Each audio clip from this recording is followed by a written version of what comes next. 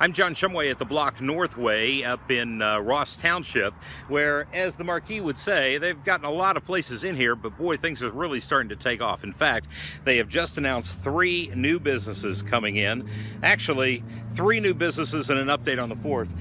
Right here, where you see the open door behind me, that's going to be a French culinary pots and pans kind of place. Notice I'm not saying the name of it because it's hard to pronounce and I need to practice it before the news. La Creuset or something like that.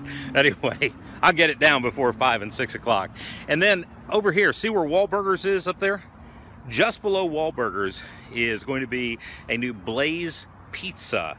That is well underway. They're in there putting up the heating and air conditioning systems back on the back corner of the mall. In fact, if you know the Block Northway or the old Northway Mall, it's basically right where the entrance was to the old Dick's store. That corner is now going to be a David's Bridal Shop. And of course, Dave & Buster's was announced some time ago.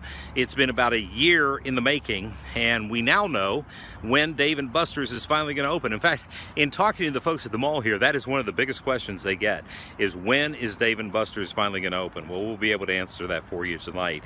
The mall, the Block Northway, I guess they don't like to call it a mall, is running at about 90% occupancy. Now, that doesn't mean that the stores are open, but it means they're spoken for. 90%. They're quickly closing in on capacity. They expect to be there probably within the next year or two.